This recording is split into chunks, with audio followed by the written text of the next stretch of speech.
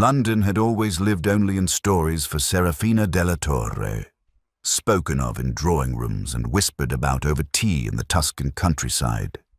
In those tales, it was a place of regimented civility, clipped manners, and skies the color of pewter, a city of rules. A city where young women behaved as though watched by God, their governess, and the Queen herself. She had never imagined how alive it would be. The moment Lord Ashbury's carriage pulled onto Grosvenor Square, a rush of sound swallowed her whole. Horses snorting clouds of warm breath into cold air, carriages rattling over cobblestones, footmen calling to one another beneath the glow of gas lamps. Eyes followed her as she stepped down, though she pretended not to notice.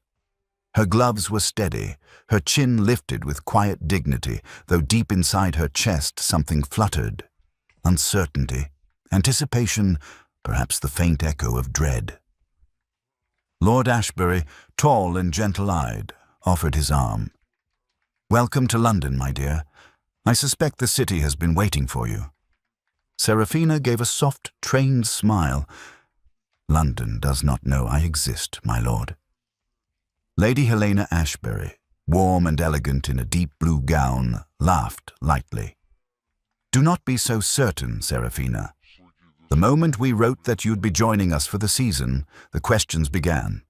They expect you to be—" Her voice dropped to a playful whisper. "Terribly foreign." Foreign. The word prickled against Serafina's ribs. True, she was Tuscan-born, raised among olive groves, sunlit terraces, and books in multiple languages. True, she rode horses with a confidence many English ladies would faint over, but she was hardly some exotic creature sent to shock London. Yet even before she reached the ballroom that evening, she sensed the city had already invented its own version of her. The Ashburys' ballroom glowed like a captured sunrise, warm, golden, and grand enough to steal breath. Crystal chandeliers hung like inverted constellations, lighting a sea of gowns, jewels, and tailored coats. Serafina had taken no more than 3 steps into the room before she felt it. The shift. Conversations slowed. Fans hesitated mid-flutter, and dozens of eyes swept toward her with unified curiosity. A whisper drifted from nearby, "Is that her? The cousin from Tuscany? She rides horses alone, quite improper for a young lady. No wonder they sent her here to find a husband." Lady Helena leaned in close. "Pay them no mind. English society runs on whispers. It will waste them on anyone. But tonight—" Her expression flickered with something between amusement and caution. "Tonight is rather special." Serafina tilted her head. "Special?" Lord Ashbury's brows rose. "The War Duke is expected." "Ah, of course. Even in Italy, his name had traveled like wildfire. Rowan Sinclair, Duke of Hawkridge, a man hardened by the Crimea, shadowed by loss, and revered by every household in London. A hero wrapped in enigma. Lady Helena continued, "The Bellfleur sisters have practically built a shrine in anticipation of his return. Evelyn and Clarissa, they mean to secure him between them." Secure him. Such a cold way to speak of marriage. Before Serafina could respond, the music shifted sharply, and a ripple of breath swept the crowd. The double doors opened, and the Duke entered. He was taller than rumor suggested, shoulders straight as a drawn blade, his black coat cut with ruthless precision. The chandelier caught the faint scar above his brow, proof of the life he'd led before returning to London's glittering cages. Evelyn Bellfleur glided toward him instantly, golden curls gleaming beneath lamplight. Clarissa followed, eyes calculating, posture perfect. Both curtsied with identical grace. The Duke bowed slightly in acknowledgement, but his gaze slid past them with disinterest. Serafina stepped unobtrusively behind a marble pillar. She had no wish to be seen, not by a duke, not by London, not by anyone. But some things are seen whether invited or not. The air tightened. A silence thicker than the first swept the room. Serafina lifted her eyes, slowly, cautiously, only to meet a gaze that stole the breath from her lungs. The Duke was staring at her, not glancing, not observing, staring, as though she had interrupted the rhythm of his world. His expression did not shift, but his eyes, cool, controlled, storm-colored, held something unguarded, something startled, something drawn. Serafina looked away quickly, pulse skittering. Lady Helena's fan stilled. Oh my, that is not a look he gives freely. Across the room, the Bellefleur sisters turned, their painted smiles faltering as they followed the Duke's line of sight. Their eyes darkened, and in that instant, without a single word spoken, Serafina della Torre became their enemy. Chapter 2. The first whisper of scandal. Serafina had only just begun to explore a corner of the ballroom when the first cracks of disapproval began to spiderweb through the crowd. She is unaccompanied too often. She rides dangerously. Did you see how she arrived? So bold. Her parents allowed this. No wonder she was sent to England. Serafina pretended not to hear. Pretended her heart did not ache with each careless remark. But then she overheard something that struck deeper. Perhaps she is not as innocent as she appears, a lady murmured behind her fan. Women who ride like that. Well, one must wonder. Heat crawled beneath Serafina's skin, a whisper questioning her virtue, one of the few things she held sacred. Before the sting could settle fully, the crowd shifted around her. Movement, a presence, quiet but commanding, stilled the air. She turned. The Duke stood only a few steps away. His gaze swept the crowd, jaw tight. Not at her, she realized, but at the people whispering about her. He held himself like a man accustomed to war, not ballrooms. Miss della Torre, he said, his voice low, steady, and unexpectedly gentle. A shiver prickled down her spine. He knew her name. She dipped into a graceful curtsy. Your Grace. For a heartbeat, neither spoke. And in that heartbeat, Serafina felt something impossible, an invisible thread drawing taut between them, a thread the entire ballroom would soon feel. Because the moment Rowan Sinclair looked at her, truly looked, Evelyn Bellefleur's gloved hand curled into a fist. Clarissa's smile dropped like a mask. And London, ravenous for drama, recognized the spark of a scandal it would feast on for months.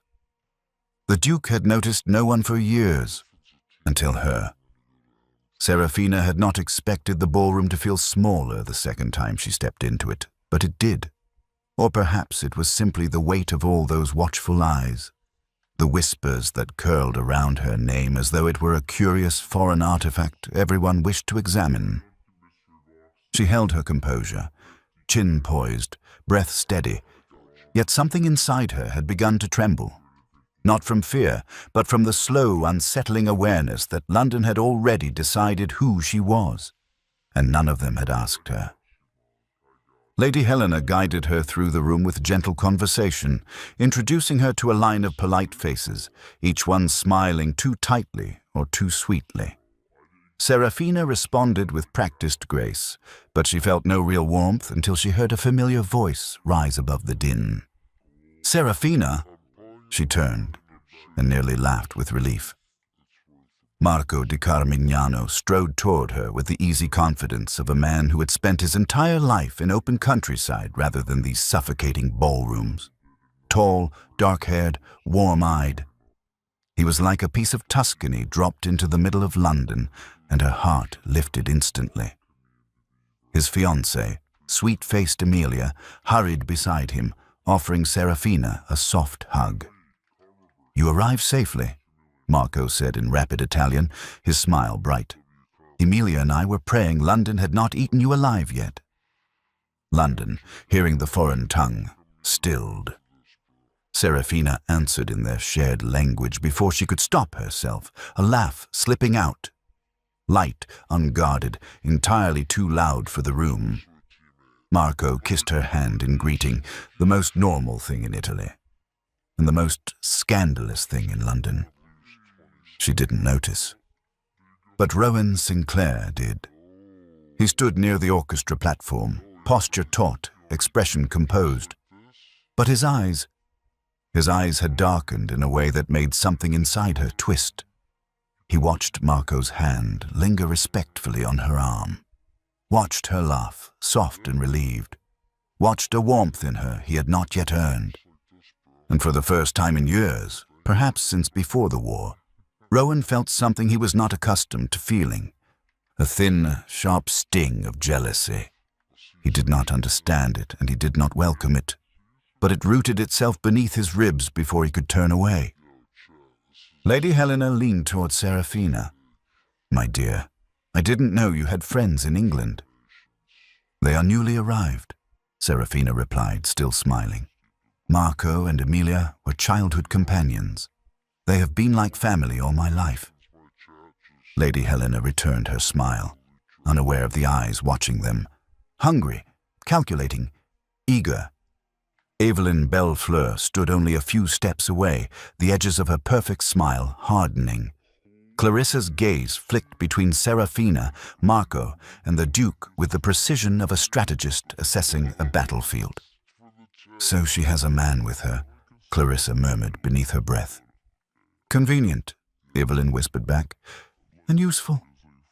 Serafina, oblivious, continued speaking to Marco and Emilia, unaware of how intimately their Italian slipped into the room, how warmly Marco looked at her, how loudly her laughter contrasted with London's brittle etiquette. And then, something shifted. She felt the Duke's gaze again, heavy, steady, unavoidable.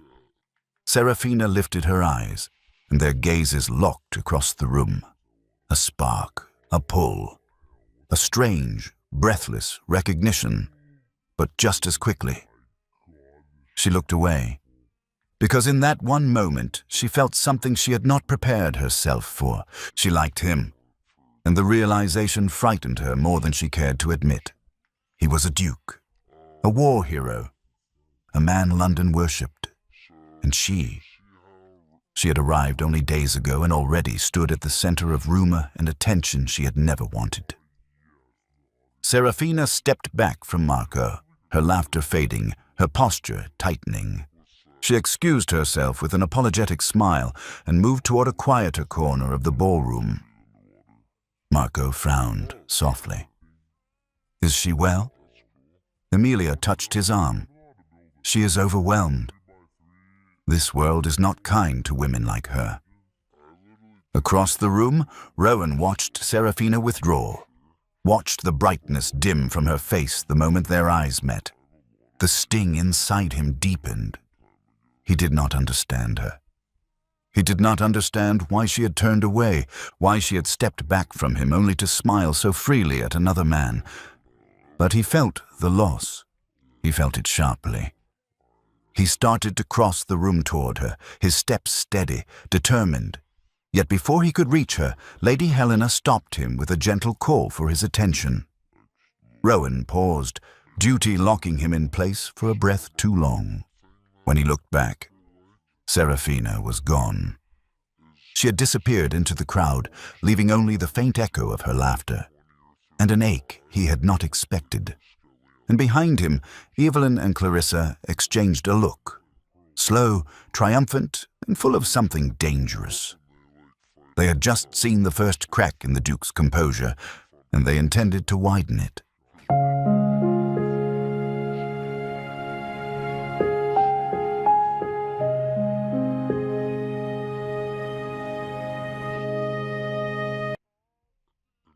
Morning light slanted across the Ashburys' breakfast room, warming the patterned wallpaper and softening the silverware into gentle reflections.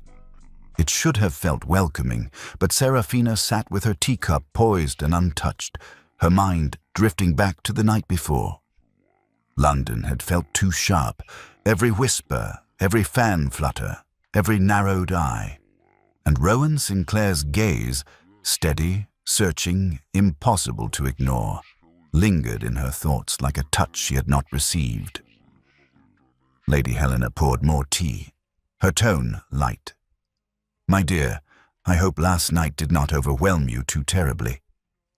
Serafina managed a polite smile. "I survived." Lord Ashbury chuckled. "Barely, I imagine. London society is a jungle, and none more treacherous than a ballroom in early season." Serafina laughed softly, but the sound lacked its usual ease. Every time she remembered the way Rowan had looked at her, as though he saw past her composure and into something raw, she felt heat rise beneath her skin. She did not want to feel that way about him. It made her vulnerable. It made her seen. And Serafina had lived her entire life knowing how dangerous it was to be seen by the wrong people. A soft knock at the door interrupted her thoughts. A footman entered. "My lady, Lord Marco di Carmignano and Miss Emilia Visconti have called. They hoped for a brief visit." Serafina's face brightened before she could stop it. "They're here?" Lady Helena smiled. "Show them in at once." Marco and Emilia stepped inside, warm as morning sunshine. Emilia hugged Serafina gently. Marco offered that familiar, affectionate smile she hadn't realized she needed. "We wish to ensure you were well," Emilia said. "London was intense." Serafina exhaled softly. "You have no idea." Marco grinned. "Oh, but we heard everything." Lady Helena raised a brow. "Heard what?" Marco waved a dismissive hand. "The whispers, the curious looks, the speculation. Tuscany is small. Gossip, there is entertainment. Here it is warfare." He said it lightly, but Serafina stiffened. "War." Yes. That was what London felt like. Lady Helena, unaware of the meaning beneath it, invited them to sit. Conversation flowed easily, warm and familiar. Emilia's gentle humor, Marco's playful teasing. They were the only pieces of home Serafina had left. Yet even in the warmth of their company, she felt the distant pull of another thought. Or rather, another person. Rowan Sinclair. The Duke had barely left her thoughts since last night, despite her efforts. He was too controlled, too observant, too aware of her in a way she did not know how to handle. And when she remembered the flicker she had seen in his eyes while she spoke with Marco, a tightening, a darkness, like jealousy, though she would not dare name it. She felt her pulse skip and stood abruptly. Perhaps a walk in the gardens will clear my mind. Emilia rose with her. "I'll come." Marco followed, all three stepping out into the crisp London morning. The air carried the faint scent of damp roses and trimmed hedges, the Ashbury estate still waking under the pale sun. Serafina breathed deeply, letting the quiet soothe her. "If you wish," Marco said gently, "we can ride this afternoon. Emilia has no lessons today." Serafina hesitated, because deep inside, a part of her wanted to ride, to feel the freedom she always found in open air. But another part whispered caution. Too many eyes, too many whispers, too many lies waiting to be invented. She tucked a stray curl behind her ear. "Perhaps another day." Marco studied her. "You're quieter today." "It's London." "It's not just London," Emilia murmured softly. "It's someone." Serafina's head snapped toward her. "Emilia, you avoided him," Emilia said simply, not unkindly, and he noticed. Serafina's chest tightened. "He is a duke. I'm hardly suitable for conversation, much less his attention." Marco exchanged a glance with Emilia, one of concern, not amusement. "Serafina, you think too little of yourself."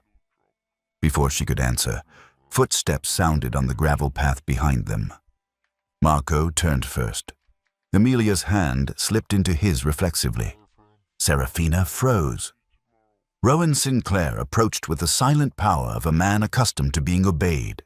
His dark coat contrasted sharply with the pale morning light, and his gaze found hers instantly. There it was again, that searching, unguarded intensity that made her blood pulse in her ears. "My lord," Serafina said softly, curtsying. Rowan bowed his head. "Miss Delatorre." His voice was low, steady, but shaded with something he tried and failed to hide. He acknowledged Marco with a polite nod, but his eyes lingered on the faint way Serafina stepped back from him. The distance, the withdrawal. He felt it like a bruise.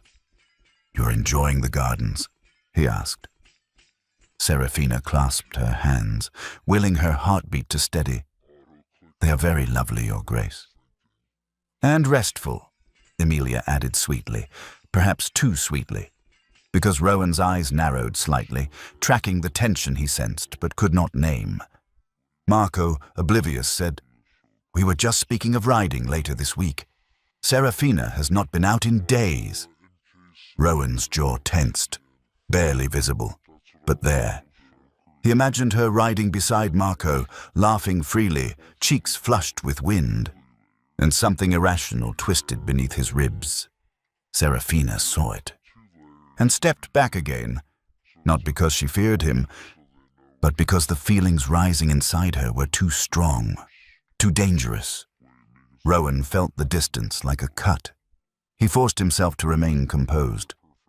"If you will excuse me, I did not wish to intrude." And before Serafina could summon breath enough to speak, he turned.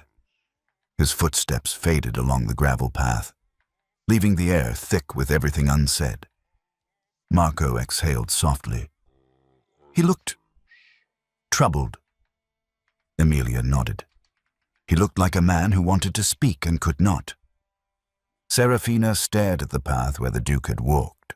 Her pulse fluttered. Her throat tightened. "I should keep my distance," she whispered. But even as the words left her mouth, she knew she no longer wanted to. Hyde Park in late spring was a painting come alive. Glittering sunlight on serpentine waters, wind stirring the pale green leaves, and the steady rhythm of hooves striking the lane. It was the one place in London where society pretended to be relaxed, though every promenade was an unspoken competition.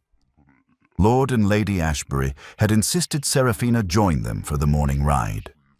Marco and Emilia followed close behind, their presence comforting as the grand paths opened before them. But comfort did not last long in London. Serafina rode with the ease of someone born to it, posture straight, hands steady, the morning wind catching strands of her dark hair. She rode astride, properly, securely, confidently, and while Tuscany would have admired such skill, London stared with horrified fascination. "She rides like a man," a woman whispered behind a gloved hand. "How indecent," another breathed. Serafina kept her eyes on the path and her chin high, refusing to let the comments sink beneath her skin, but she felt the weight of them all the same. Marco noticed. "Ignore them," he said softly. "Riding astride is safe. You know this." "Yes," she murmured, "but London does not."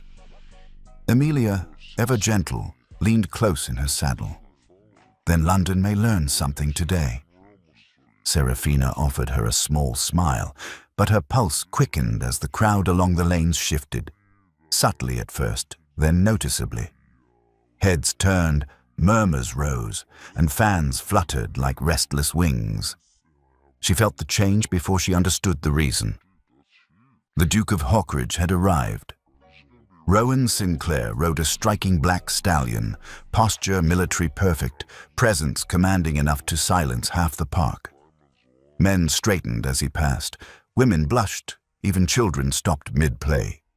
But Rowan did not seem to notice any of them. His eyes found Serafina instantly. She did not look back at first.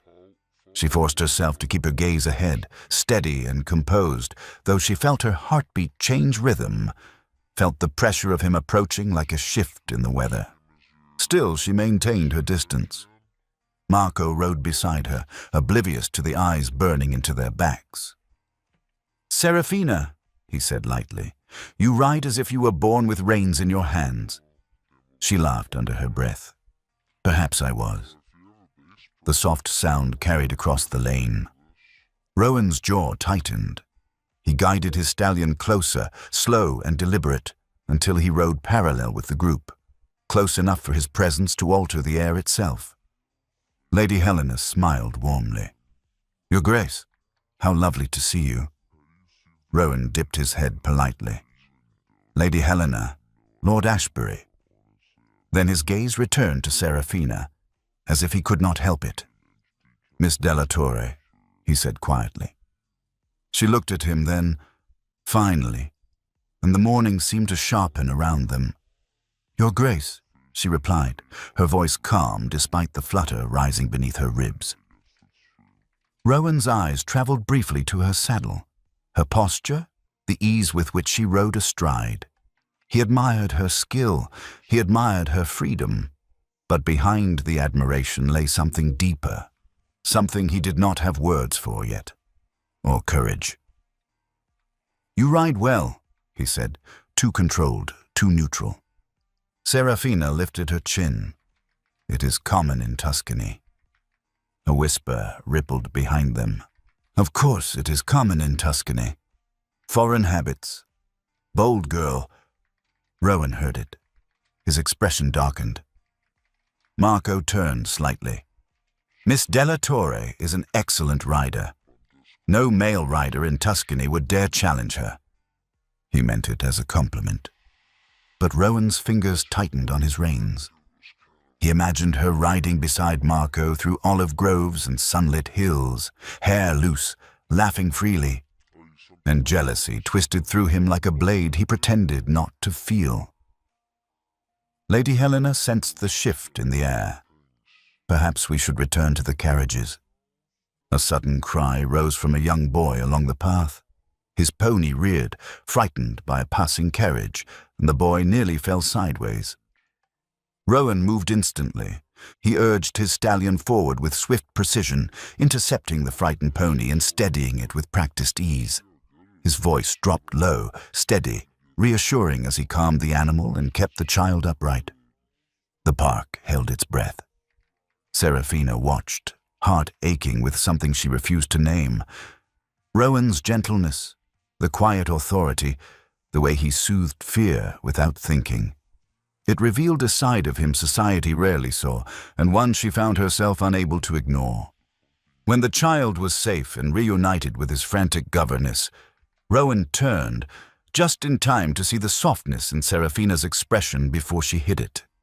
Something inside him faltered. He rode back toward them, but Serafina looked away quickly, focusing on the reins, her posture stiffening again. Rowan felt it like a door closing. He slowed his stallion beside her, speaking quietly. "You avoided me last night." Her breath caught. "I did not wish to intrude upon your evening, Your Grace." "You did not intrude?" His voice was low, steady, far too sincere. Serafina kept her gaze fixed on the path. "London watches us too closely. I must be cautious." Rowan held her gaze then, searching her expression for the truth beneath the words. "You fear whispers?" he said. "I fear being the reason people speak of you," she whispered. There it was, the first crack in her distance, the first truth he wasn't meant to hear. Rowan's breath tightened. But before he could answer, before the fragile moment could deepen, Evelyn Belfleur's voice rose behind them, falsely sweet. "Your Grace, we hope to find you." Clarissa followed, smile sharp as a blade. The moment shattered. Serafina straightened in her saddle, pulling away again. Rowan saw it, felt it, could not stop it. London watched them too closely, and the sisters had just discovered the most dangerous thing of all. The Duke cared. A soft drizzle drifted across London that afternoon, beading on the windows of the Ashboroughs' drawing room and turning the city into a muted watercolor. The Ashburys were hosting a small gathering. No dancing, no grand fanfare, just polite conversation over tea and piano music. Serafina preferred it to the chaos of the ballrooms, though she still felt the weight of London's curious stares whenever she entered a room. But today, there were fewer strangers, just a handful of acquaintances, and Marco and Emilia, who brought warmth wherever they went. Emilia squeezed Serafina's hand as they sat beside the fireplace. "Are you feeling better today?" Serafina nodded. "Better, but still." "Watched." Marco huffed. "London should be grateful you even stepped foot in their city." That earned a small laugh from her, but she kept glancing toward the door. Not for Marco, not for Emilia. For him. She didn't want to, she wasn't trying to, but her eyes drifted there all the same. And when the Duke finally entered, dark coat slightly damp from the rain, expression collected yet intense, Serafina felt something inside her stir. He greeted the Ashburys with impeccable politeness, but the moment his eyes found Serafina, the room shifted. People didn't halt their conversations, but their attention sharpened, just a little. Rowan approached slowly, as though giving her the chance to breathe or escape. "Miss Della Torre," he said, bowing slightly. "Your Grace," she murmured, rising. Her fingers trembled faintly. She clasped them behind her back before he could see. "May I?" Rowan gestured toward a quieter corner of the room, near the tall French windows where the rain tapped softly against the glass. Serafina hesitated. She wanted to step away. She wanted to protect herself, but her heart, traitorous, warm, said otherwise. She nodded.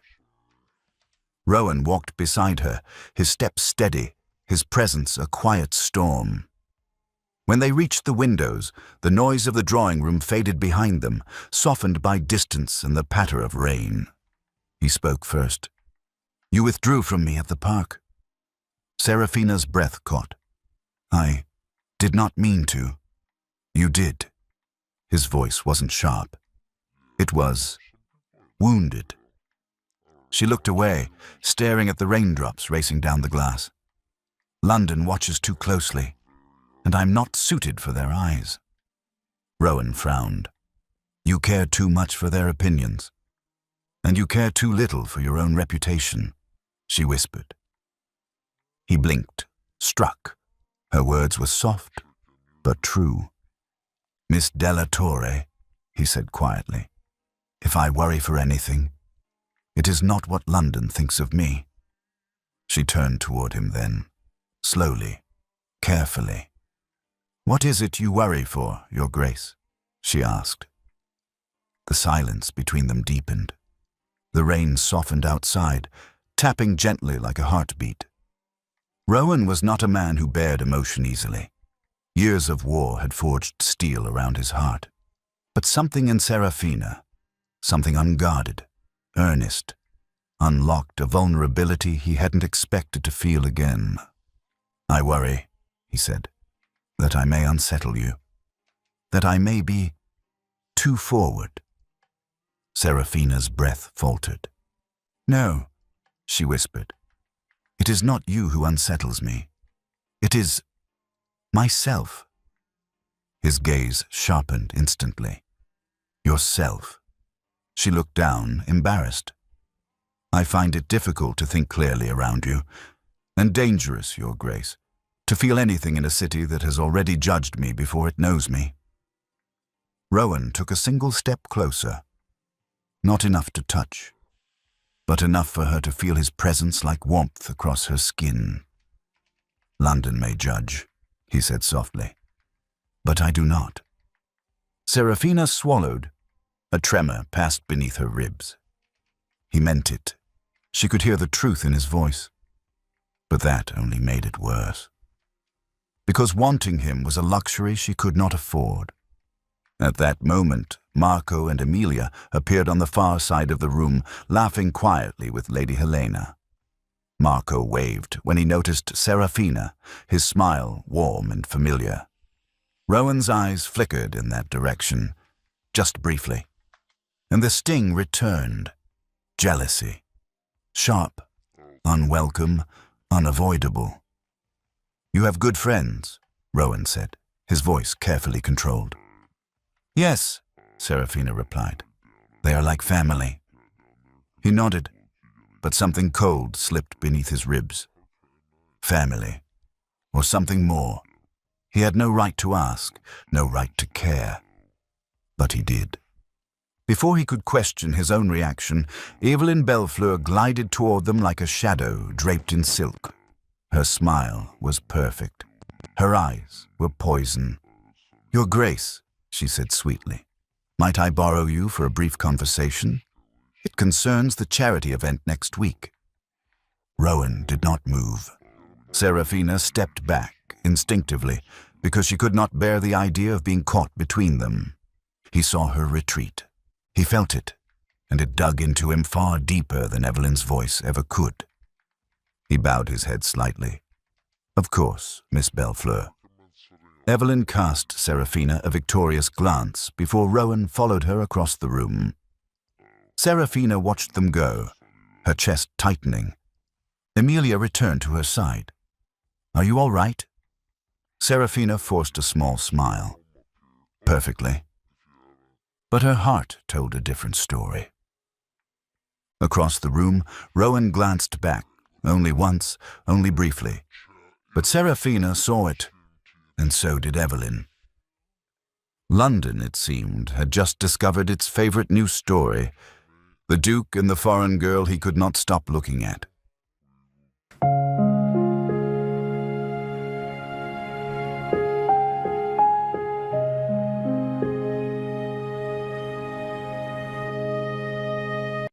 The rain had cleared by the evening of Lord Pembroke's musical, leaving the sky washed pale and silver.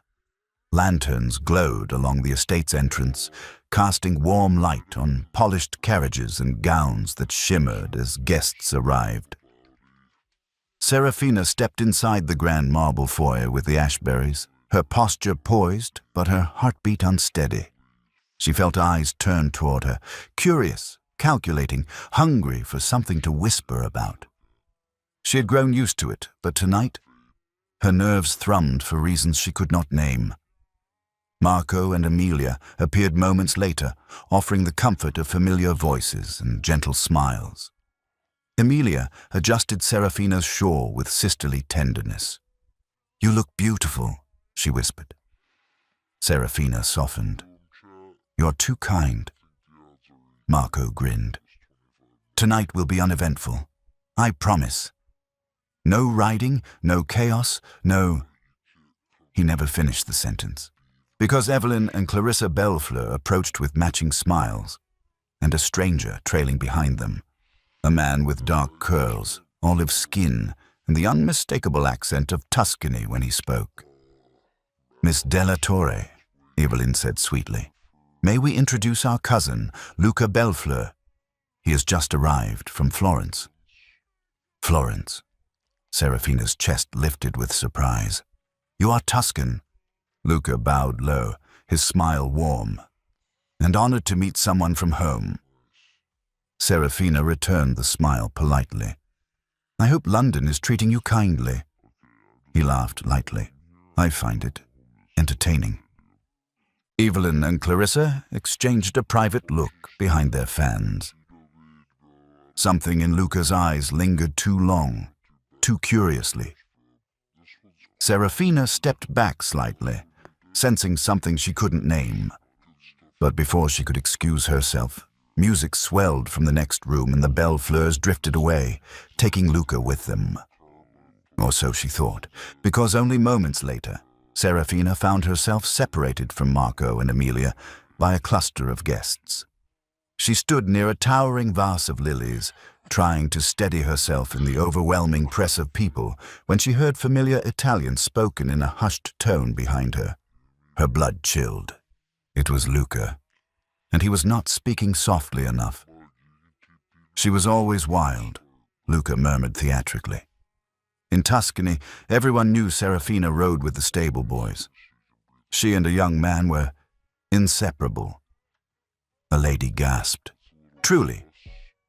Oh, but it is not my place to speak, Luca said, feigning regret. Still, one wonders if she came to England to escape the consequences. Serafina froze. Her lungs burned. Her heartbeat pounded in her ears. For a moment, she could not move at all. It was a lie, a cruel, deliberate lie, and he spoke it casually, as though spreading truth. She turned just as Rowan Sinclair stepped into view. He had heard everything. The Duke stood only a few paces away, expression unreadable, posture rigid as a man bracing for a blow. His gaze shifted from Luca to Serafina, then back again. Pain flickered in his eyes. Sharp, deep, unmistakable. Serafina's heart cracked. She wanted to speak, to deny, to defend herself, but before she could form a single word, Marco called her name from across the room. Serafina! Relief flooded her. Marco's voice had never sounded so welcome. She moved toward him quickly, desperate to anchor herself in something familiar. Emilia rushed to her side, their expressions soft with concern. Rowan watched it all, watched Marco take her hand gently, speaking rapid Italian, watched Serafina soften, her eyes warming with recognition, watched her lean closer so she could hear him over the music. To Rowan, the sight struck like the final confirmation of Luca's lie. The closeness, the familiarity, the way she melted into conversation only when it was with another man. His chest tightened, breath locked somewhere between anger and heartbreak. He stepped forward, ready to speak, ready to demand truth. But a delicate hand seized his arm. Rowan's sister, Lady Arabella, looked at him with urgent expectation. Rowan, come, Mother requests your presence. Immediately. His jaw clenched. Not now. Arabella's voice hardened. She insists. He glanced back, just in time to see Serafina look up at Marco and smile softly. The kind of smile that suggested history, depth, tenderness, a smile he had not earned. Rowan's breath left him in a quiet, wounded exhale. Arabella tugged his arm again. Rowan! And this time, he followed her, not because he wanted to, but because staying, watching, hurting, felt unbearable. Across the room, Serafina lifted her trembling hand to her throat. Marco, she whispered, voice breaking, what did he say about me? Emilia answered softly, anger flashing in her eyes. A lie meant to ruin you. Serafina's gaze drifted toward the place where Rowan had stood moments earlier. He was gone, and the hollowness in her chest made it impossible to breathe.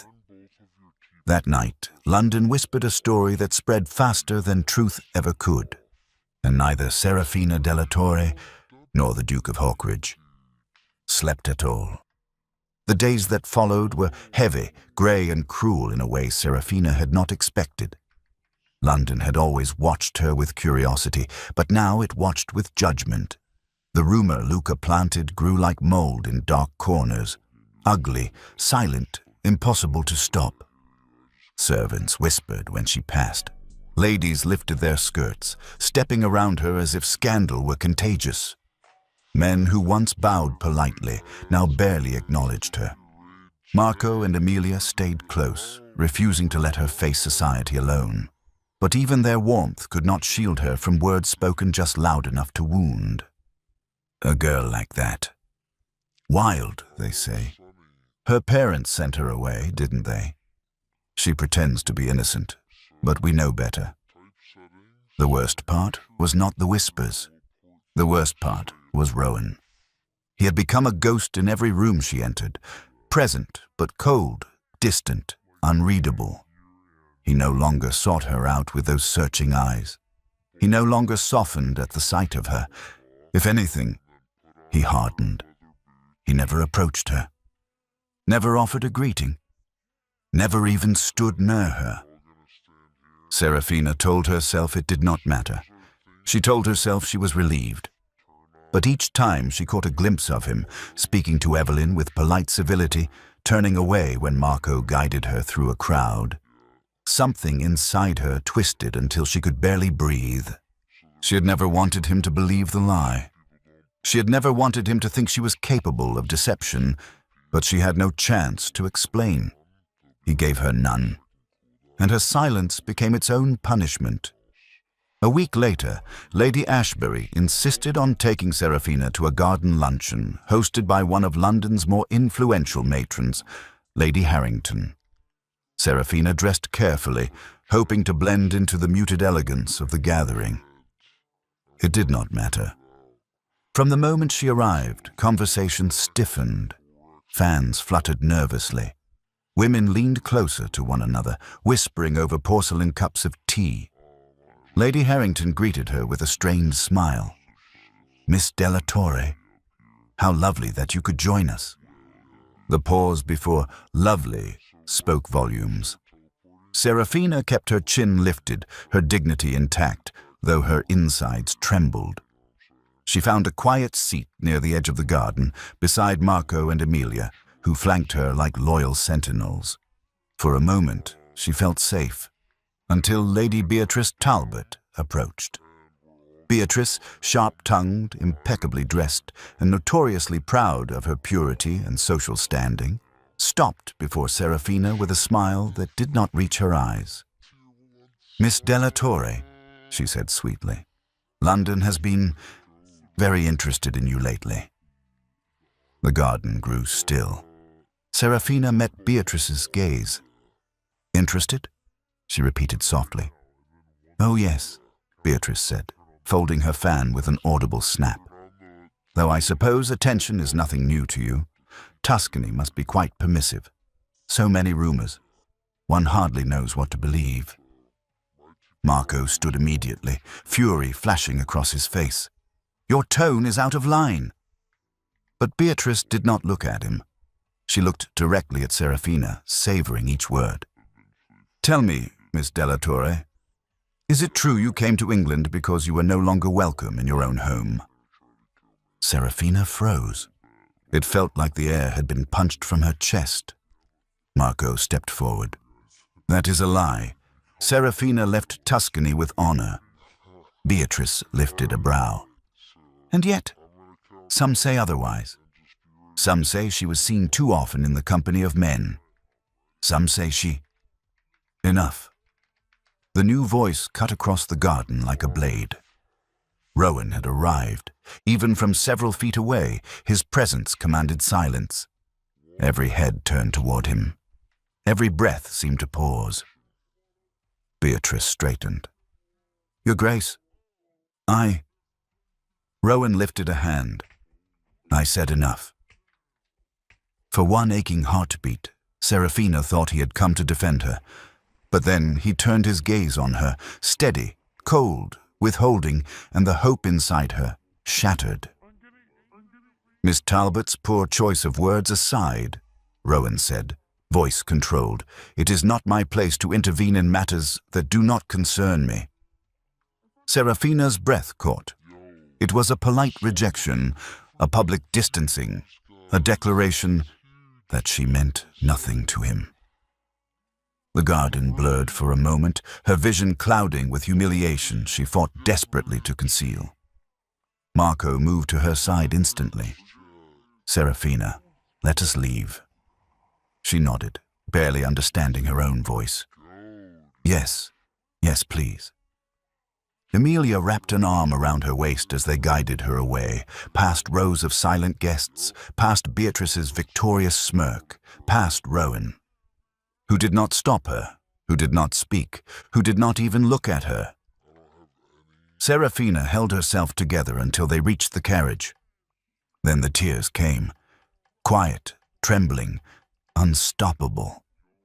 Emilia held her. Marco cursed the entire city. And inside the garden, Rowan remained perfectly still, hands clenched behind his back, jaw locked so tightly it ached. His sister approached him carefully. "Rowan, you could have defended her."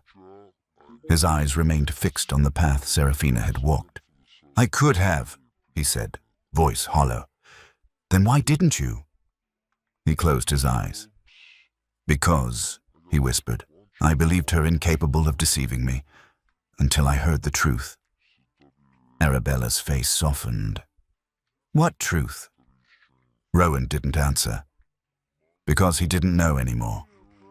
Everything inside him was tangled. Pride, jealousy, hurt, longing, confusion. And behind all of it, a fear he could not name. That night, London celebrated the fall of the foreign girl with cruel delight.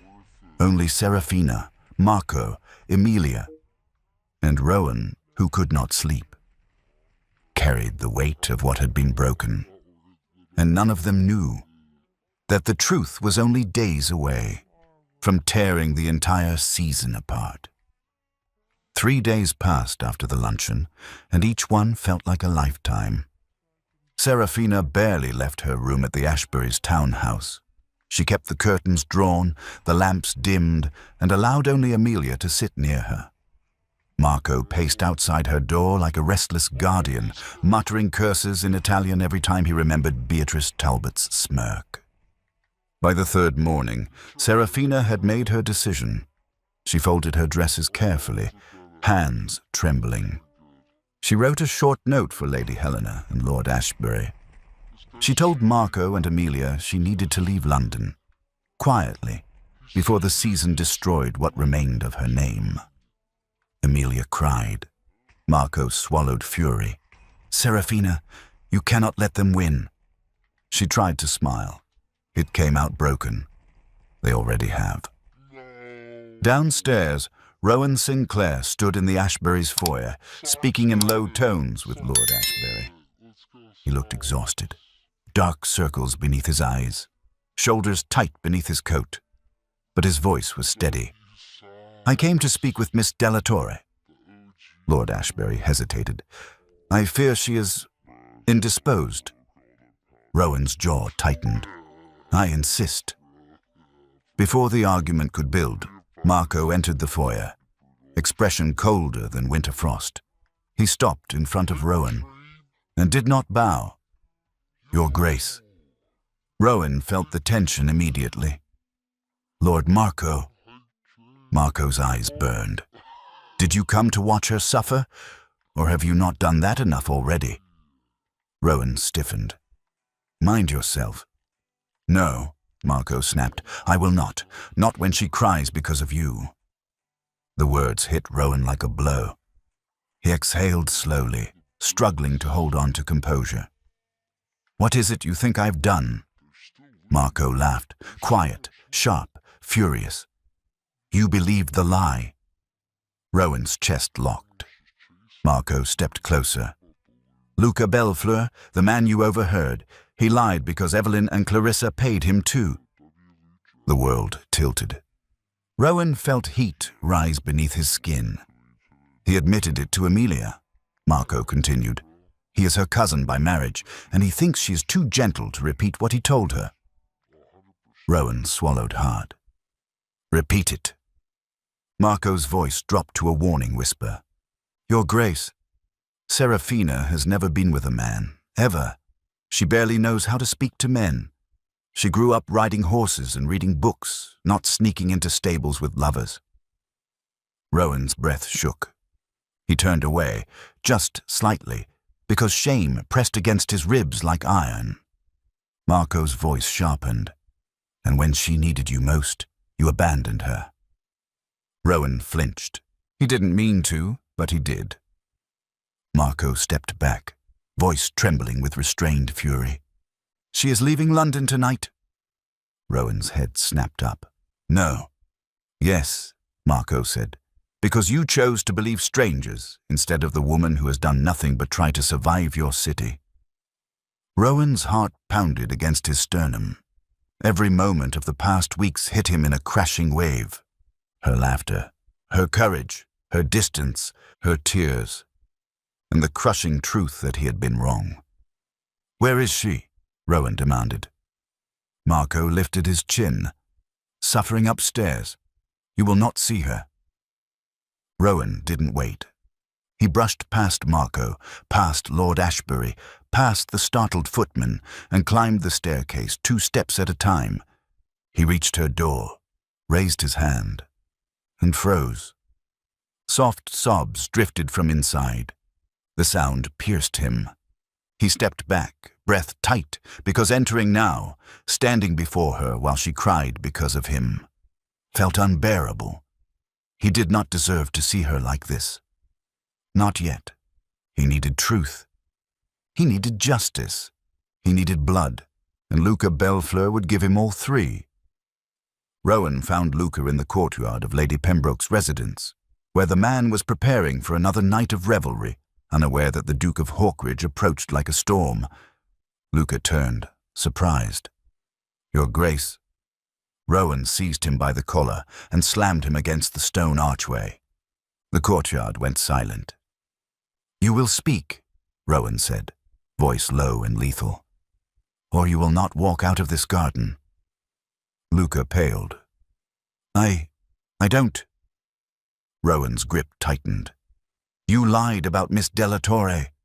No, Rowan's fist struck the stone beside Luca's head. Luca yelped. "You lied," Rowan repeated, "and you will tell me who paid you." Luca trembled. Evelyn and Clarissa?" Rowan closed his eyes for one single, burning moment. Then he released Luca, letting the man crumple to the cobblestones.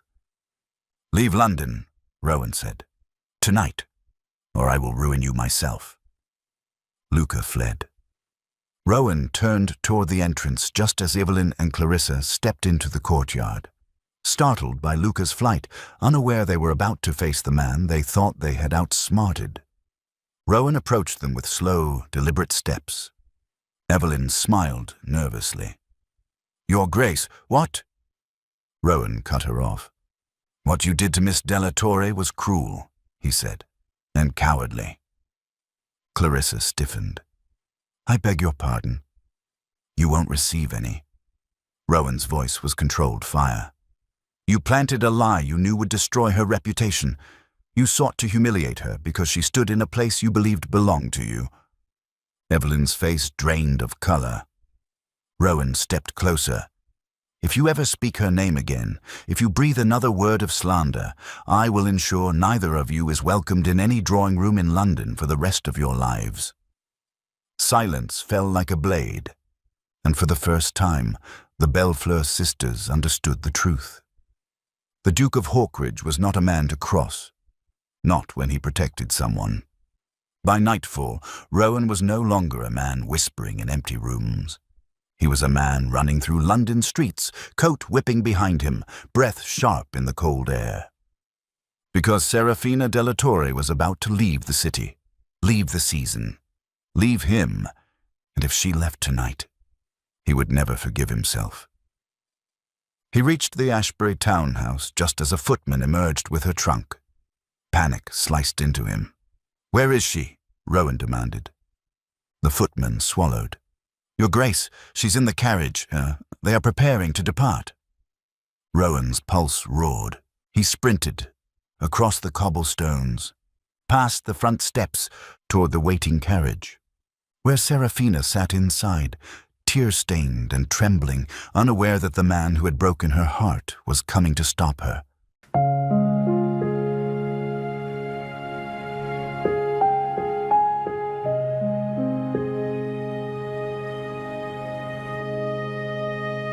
The Ashbury carriage rumbled in the quiet London street, its lanterns glowing faintly in the mist. Inside, Serafina sat between her trunks, hands clasped tightly in her lap, her body trembling each time the wheels struck a cobblestone. Her heart felt heavy, too heavy for her small frame. "Sigh, perhaps you should stay," Emilia had whispered before she boarded. Serafina smiled sadly. I have no place here." Those words echoed now, louder than the horse's hooves. She pressed her hand to her chest as if she could hold herself together, trying not to look back through the window, trying not to think of a pair of storm-gray eyes that had once softened whenever they found her. But that softness was gone. She saw the way he looked at her now, with disappointment, with distance. So she told herself this was the right choice, the only choice. The carriage jolted forward and suddenly lurched to a stop. The horses whinnied, startled by something massive blocking the road. The coachman shouted, "Your Grace!" Serafina's heart stopped. Number. No, it couldn't be. The carriage door was yanked open, cold night air flooding in, and there he stood. Rowan Sinclair, Duke of Hawkridge, chest rising sharply, coat half unbuttoned from running, hair windswept, breath visible in the frigid air. A man who looked like he had crossed all of London and would cross the world to stop this one carriage. "Miss Della Torre," he said, voice strained. "Get out." Serafina froze. "Your Grace, please." The word was raw, unfiltered. Not a command, a plea. Her breath trembled. Slowly she stepped down, boots touching the damp cobblestones. The moment she stood before him, Rowan exhaled as if he had been holding his breath for a week. "You are leaving," he said softly. "Yes," she whispered. His jaw tightened. "Without speaking to me." "You made it clear, Your Grace," she said, voice shaking, "that my struggles do not concern you." Rowan flinched as if struck. Serafina. Her name broke from him like something he had been forbidden to say. "Do not," she whispered. "Please." She stepped back, but he stepped forward, gently, without touching her, just closing the distance until she could feel the warmth of him in the icy air. "You cannot leave." "You gave me no reason to stay," she replied. Rowan swallowed hard, breath unsteady. "I did not defend you," he said. "I should have. I knew it the moment you walked away from me at the garden." Serafina looked down. "Why didn't you?" "Because I believed something I should never have believed." His voice dropped, hoarse. "I believed the worst of you." Serafina's throat tightened. "It hurt," she whispered. "It hurt more than anything I have known." Rowan closed his eyes briefly, pained. When he opened them, the rawness was visible.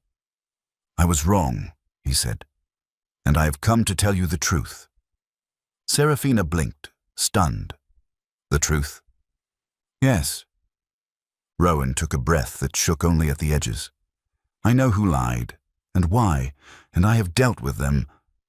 Serafina stepped backward, overwhelmed. "Dealt with? How?" "Enough that they will never speak your name again." Her lips parted. This was the war duke, not the polite nobleman, the soldier, the protector, the man who moved through cities like a tide. "I'm not angry with them," she whispered. "I'm angry with you." He nodded, accepting the wound. "I know. You believed them before you believed me." "I did." His voice broke. "And I have not known peace since." Silence stretched, heavy with everything unsaid. Rowan looked at her, not as a duke, not as London's hero, not as a man afraid of his own heart, but as someone who had finally realized what truly mattered. "Serafina," he said quietly, "I cannot undo what I did. But I can stand here and ask you not to go." Tears prickled against her lashes. "You hurt me," she whispered. "I know. You humiliated me. I know. You let the world attack me." Each admission seemed to cut him open further, but he didn't look away. "Tell me one thing," she said softly. "Why do you want me to stay?" The world stilled. Rowan took one step closer. Their breaths mingled in the cold London night. Because, he said, voice barely audible, losing you feels like war, and I've survived enough battles to know I cannot survive this one. Her breath hitched. He lifted a hand, slowly, so slowly, then stopped just short of touching her cheek. I will not kiss you, he said, trembling, unless you tell me to. Serafina closed her eyes, heart pounding. For a moment, she swayed toward him. But then the memory of the whispers, the humiliation, the ache of being abandoned in public. She stepped back. Rowan's breath shattered. Your Grace, she whispered, voice breaking, I cannot forgive you yet. He bowed his head, the hurt unmistakable. I will wait. I need time. Take it. I need space. You shall have it. I need to know you mean what you say. He lifted his gaze, steady and solemn. I will spend every day proving it. The wind moved between them, cold and sharp, carrying everything neither of them dared to say aloud. Serafina swallowed. I will stay in London a little longer, she said quietly. Rowan's exhale was almost a prayer. But nothing is resolved, she added. I understand. You and I are not anything. Not yet, he murmured. She looked away, cheeks flushing. Good night, Your Grace. Good night, Serafina. He stepped back, allowing her to return to the carriage. He watched it roll away, slowly, carefully, as if she were something sacred he could not touch, but he did not move until she was out of sight. Not because she was leaving, but because for the first time, she had chosen to stay. The final ball of the season glittered like a crown jewel, crystal chandeliers blazing with light, gold leaf shimmering along the walls, musicians playing as though royalty itself were in attendance. Every noble family in London had come, hungry for spectacle. And they got one. Because when Serafina arrived, the ballroom fell into a hush so sharp it felt like a blade. She wore a soft pale blue gown, simple compared to the jeweled gowns around her, but it was the quiet beauty that stole breath. Emilia had styled her hair delicately. Marco had escorted her with protective calm. But Serafina felt hollow, afraid, uncertain. She had stayed in London, but she had not spoken to Rowan since the carriage. Her heart beat too loudly as she stepped inside. The whispers came instantly. She has the nerve to return. Foreign girl. Ruined. Emilia squeezed her arm. Ignore them. But Serafina's chest tightened, and then the crowd shifted. Heads turned. A ripple of awareness passed through the ballroom like a gust of wind. Rowan Sinclair, Duke of Hawkridge, entered. He wore stark black, the high stiff collar framing his jaw, his cravat immaculate, his posture powerful enough to command silence. He saw her immediately, and there was no distance this time, no hesitation, no fear. He crossed the ballroom toward her with a determination that startled everyone, shoulders straight, gaze locked on her like she was the only reason he had ever stepped foot into society. Ladies gasped, gentlemen whispered. The Bellefleur sisters paled. Serafina's breath caught. He stopped before her, bowed his head, not like a duke greeting a guest, but like a man who had chosen humility before love. And then he turned, facing the entire ballroom. Ladies and gentlemen, Rowan said, voice carrying with military precision, I ask for your attention. The music died. Silence swallowed the room whole. Serafina's heart pounded painfully. Rowan spoke, calm but burning. I was raised in war, he began. I have seen the worst of humanity, and it shaped me. It made me disciplined, controlled, a man who respects rules. His gaze swept across the elegant crowd. And yet I stand here tonight ashamed, because no battlefield ever showed the cruelty I have seen within these walls. Gasps, a ripple of shock, but Rowan was not finished. "You pride yourselves on civility," he said, "on gentility, on refinement, and yet you tore apart a young woman with more dignity than any of you could hope to possess." Evelyn flinched. Clarissa looked away. Rowan continued, voice colder. "Some of you spread lies. Some of you strengthened them. Most of you enjoyed them." A pause. "You condemned her for being foreign. Yet half of you spend your summers abroad bragging about your continental tastes." Several ladies stiffened. "You condemned her for riding astride, despite admiring the very men who taught her such skill." A murmur of shame spread. "And worst of all," Rowan's voice deepened, steadied, "you questioned her virtue when she had done nothing to earn your suspicion." Seraphina's eyes stung. Rowan turned slightly, speaking to them all but looking directly at her. "I have watched London applaud cruelty while calling it propriety. I have watched women who claim compassion behave with venom sharper than any soldier's blade. And I have realized," he stepped closer to Seraphina, "that I want no part of a world that rejects the only woman whose character humbles me." Seraphina's breath trembled. Rowan lifted her hand gently, reverently, as if it were something holy. "I admire her courage," he said. "Her goodness, her honesty. A beat.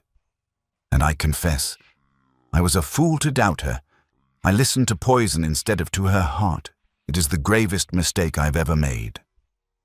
Seraphina's grip weakened. She nearly swayed. Rowan steadied her, his thumb barely brushing her fingers. "I cannot undo what was done," he said softly. "But I can show you the man I choose to be. Starting now." He looked out again, eyes sharp with authority. "If any of you believe you know what virtue looks like, look at her." Seraphina's tears fell. "And if any of you dare speak her name again in cruelty," he said, voice ringing, "you will answer to me." Silence. A charged, breathless silence. Then Rowan turned fully toward her. Just her, everything else falling away. "Serafina della Torre," he said, voice low but carrying, "I love you. Not dramatic, not poetic, but real, grounded. A man stripped bare. I love your spirit," he continued. "I love your mind.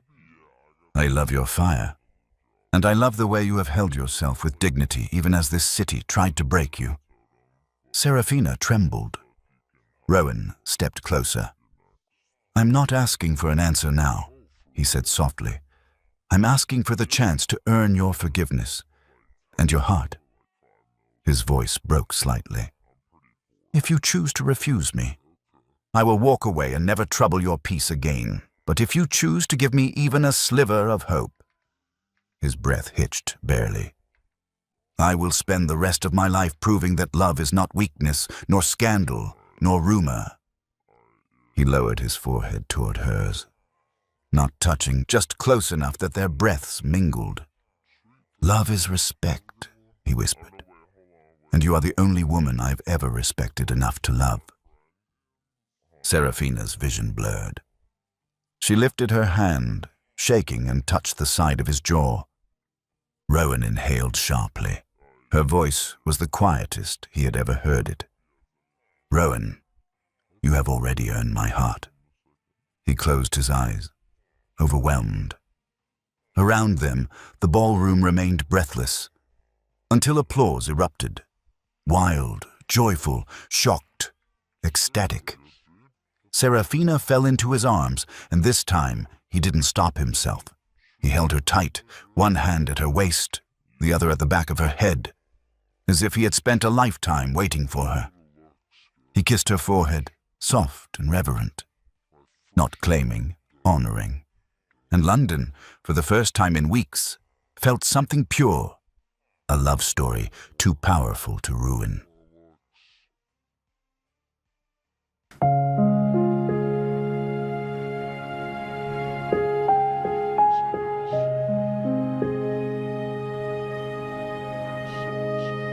morning sunlight spilled gently over Hawkridge Estate, turning the rolling fields into rivers of gold. The countryside had finally begun to warm after a long winter, and the scent of fresh earth drifted along the quiet bridle paths. Serafina rode her mare with easy confidence, skirts gathered neatly, the breeze tugging soft strands of hair from beneath her riding hat. A year of marriage had settled her gracefully into English life, yet she carried Tuscany's warmth with her still. Behind her, Rowan rode his black stallion, posture perfect, expression softened by the kind of happiness a battlefield could never teach him. He loved riding beside her like this. No crowds, no whispers, no expectations. Just the sound of hooves, the quiet rustle of the trees, and the woman he called his wife. He urged his stallion closer until their knees brushed lightly. Serafina shot him a look, half playful, half embarrassed. "Rowan," she murmured, "you will spook the horses." Rowan smiled, the kind of slow, unguarded smile she had learned was only for her. "They are not spooked," he said, "merely aware that I intend to ride as close to my wife as I please." Serafina looked away quickly, fighting the warmth rising in her cheeks. Marriage had given her confidence, but it hadn't cured her of blushing whenever Rowan flirted with her. They rode in silence for a moment. Soft, peaceful, married silence. Then Rowan spoke, voice low and thoughtful. "You know," he said, "this path would be perfect for teaching a small child to ride." Serafina nearly dropped her reins. "Rowan!" He hid his smirk terribly. "What? I'm merely stating an observation." "You're teasing me," she muttered. "Only because I enjoy the way you blush." His tone deepened, "and because I find myself hoping, more often than I admit." Serafina's heart stumbled. He reached over and brushed his gloved fingers along her wrist, gentle, reverent, warm. "I want a family with you," he said softly. "Someday. Not for duty, not for lineage." His eyes softened, "but because I cannot imagine anything more beautiful than a child who carries your kindness." Serafina felt breathless, weak, loved in a way she had never known. "Rowan," she whispered. He straightened in the saddle, giving her space, his voice gentle. "It need not be soon, and only if you wish it. But I wanted you to know, it is a dream I hold quietly, carefully." She looked at him then, really looked. This man, once feared by London, once guarded by walls thicker than stone, now watching her with the tenderness of a man who knew he had found his entire life in one woman. She reached across the small space and touched his hand. "Perhaps," she said softly, "one day." Rowan's eyes warmed instantly, brighter than the spring sun.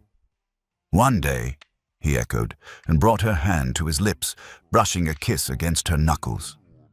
The horses walked on, calm and steady, as the Duke and Duchess rode side by side down the long country road. Partners, confidants, lovers, and equals. And somewhere in the quiet rustle of the fields, Serafina imagined a future filled with little footsteps and laughter. Not today, not tomorrow, but someday. With him, always with him.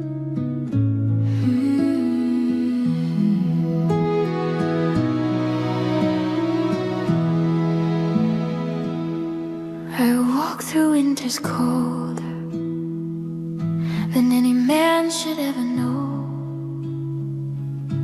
but nothing froze me deeper than the thought of letting go.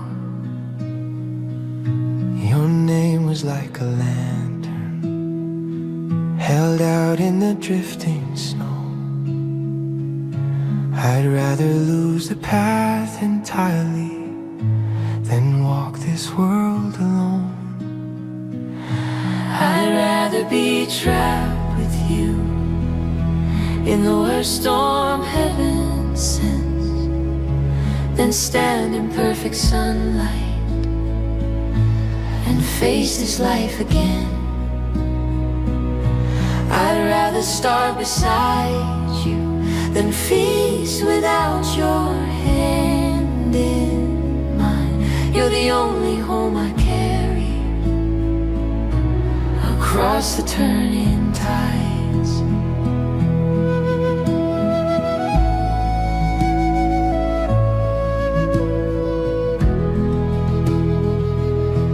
I've heard the whispers breaking like frost beneath my feet.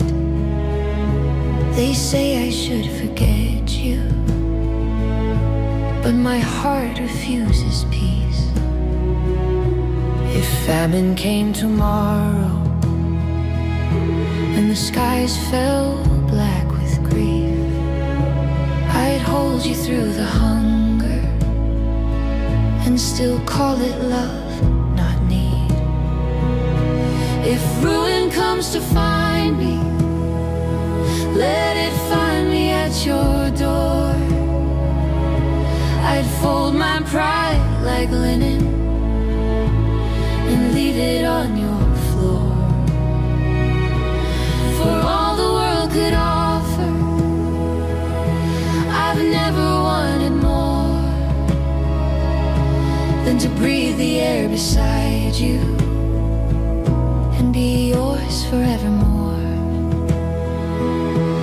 I'd rather be trapped with you in the worst storm heaven sends than stand in perfect sunlight and face this life again. I'd rather starve beside you than feast without your hand in mine. You're the only home I carry across the turning tides. If I could choose the seasons, I'd choose the bitter cold, just to hear you whisper, my love, I won't let go. For joy without your presence feels hollow, thin and old. I'd trade 1,000 summers for one night inside your home. Let kingdoms rise around me, let gold fill every room. None of it would matter if it meant I lost you soon. I'd rather face the thunder and the echoing of doom than live a life of plenty in a heart too wide with gloom. Take all my days, my borrowed breath, my memories and fear. If I can walk beside you for one more fleeting year, let famine shake the valley, let storms draw ever near. Love is worth the ruin if your voice is all I hear. I'd rather be trapped with you in the worst storm heaven sends than stand in perfect sunlight and face this life again. I'd rather starve beside you than feast without your hand in mine. You're the only home I carry across the turning tides.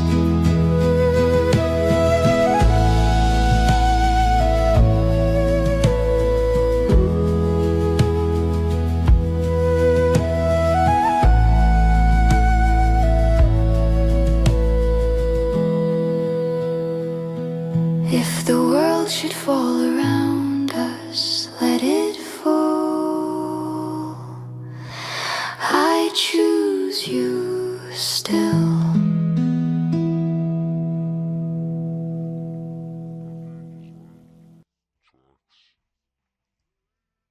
should definitely pay me a